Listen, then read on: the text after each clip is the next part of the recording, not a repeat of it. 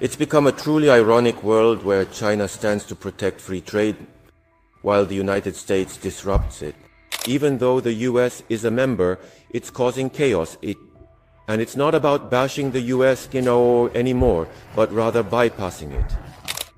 I don't think retaliatory tariffs like China does are a good approach either, but we need to take a firm stance. In the first place, that formula is a complete mess. I wasn't good at math either, but if that formula appeared in a math test, it would definitely score 0. From both committee member Hoshino and committee member Takematsu regarding the issues of the WTO. There have been various discussions. I would like to ask about the memorandum concerning the improvement of the WTO schedule of commitments. Well, I think the Trump tariffs from the United States have become a significant challenge to the global economy and free trade. Also, China joined the WTO in the 21st century. It's become a truly ironic world where China stands to protect free trade while the United States disrupts it. However, I don't think China can become a rule maker, even though it contributes to free trade. In the material sector, there is still much to be done. It is still in a situation where it hasn't caught up with developed countries, so Japan needs to firmly fulfill its role here. What the United States is doing under the Trump administration is quite chaotic, but Minister Akazawa went there, and the negotiation counterpart, Besson, and the Secretary of the Treasury as well. They are also mentioning the reorganization of the Bretton Woods system, but since the Nixon shock, it has ended and transitioned to a floating exchange rate system. What is his aim in saying this? Well, I don't really understand if he's saying it as a keyword for challenging the current free trade and free economy. First of all, there is the reform of the WTO. And then there's that. In terms of firmly protecting free economic trade and free trade, aside from the WTO, there are bilateral trade agreements and minimal multilateral agreements. Well, the CPTPP is a large agreement, but through such means, protecting free trade is also important, in addition to the reform of the WTO itself. In terms of protecting the freedom of the global economy, I think we have no choice but to fill the gaps of the WTO by doing these things. Moreover, on the contrary, some of these bilateral and minimal multilateral trade agreements are more suited to the current era, as there are also old rules. Well, I mentioned earlier that reform of the dispute resolution mechanism is necessary. I think it's necessary to make efforts to change old rules into new ones. By doing so, in a sense, even though the US is a member, it's causing chaos. And it's not about bashing the US, anymore, but rather bypassing it. It's better to work with other countries, as it's not feasible to expect to bring the US in under Trump.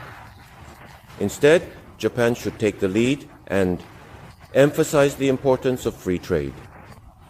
By doing so, we can enjoy the benefits together with each country. I think it might be quicker to make the US realize this. In that sense, while being aware of the issues with WTO reforms, there are also bilateral matters. I believe it is necessary to protect the free economy by promoting bilateral and multilateral trade agreements. Furthermore, although there is the issue of dispute resolution not functioning properly right now, well, I believe that filing a lawsuit is necessary as a form of expressing intent to a certain extent, or as a means of applying pressure on the other party. Regarding filing a lawsuit against the United States, while it was initially about observing the progress of negotiations, if there is no advancement in these negotiations, I believe we should not hesitate to file a lawsuit against the United States. Even though former Prime Minister Abe had firmly negotiated with Mr. Trump regarding automobile tariffs during the Abe administration. Even though we had secured commitments, they are easily being disregarded. And when it comes from the US, it's an unreasonable demand. And the logic is all over the place. There's no consistency at all.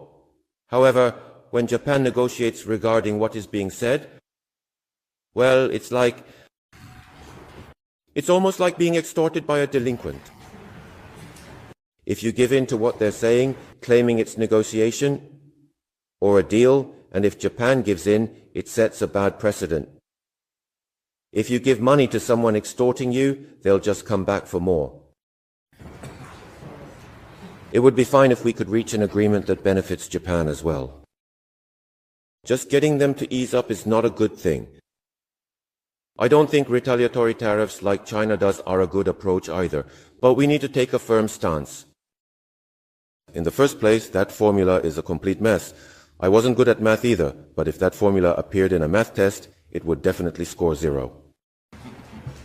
So even though Minister Akazawa is serious and capable, there's a concern about whether a serious person can handle it. Well, it might be problematic to say this over a meal, but I sometimes think that maybe Mr. Kono should have gone. The counterpart isn't straightforward. They won't listen to reasonable things.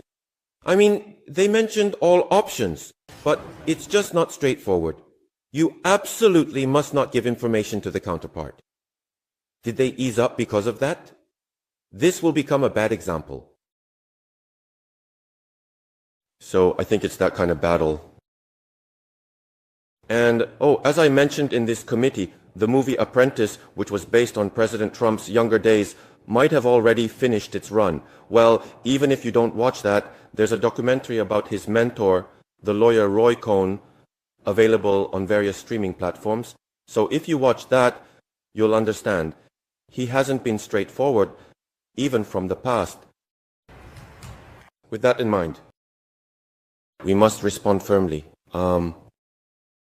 When unreasonable demands are made, Japan should not concede just to have them retracted. It sets a bad precedent. We need to fight together with other countries. Japan should not act alone to seek exemptions. Do not provide unnecessary information. I would like you to assure us of that, Minister.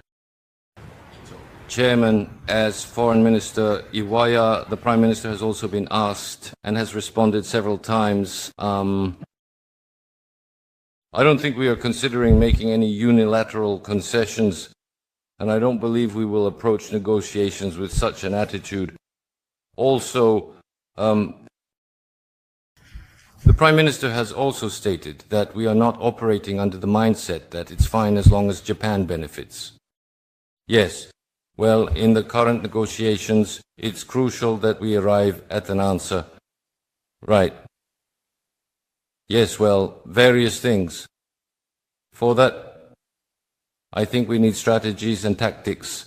But if we can reach some kind of conclusion, a good conclusion between Japan and the USAID, then naturally it will likely have a ripple effect on others as well.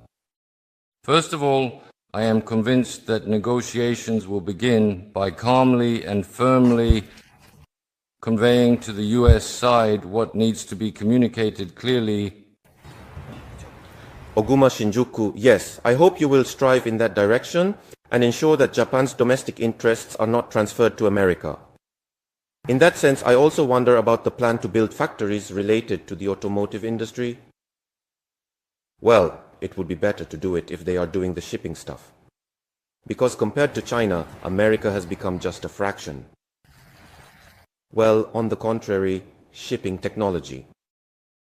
Ensuring solid cooperation is also related to the security of the Pacific. Yes, I hope you will reach an agreement that is beneficial for Japan, beneficial for the political world, and beneficial for America.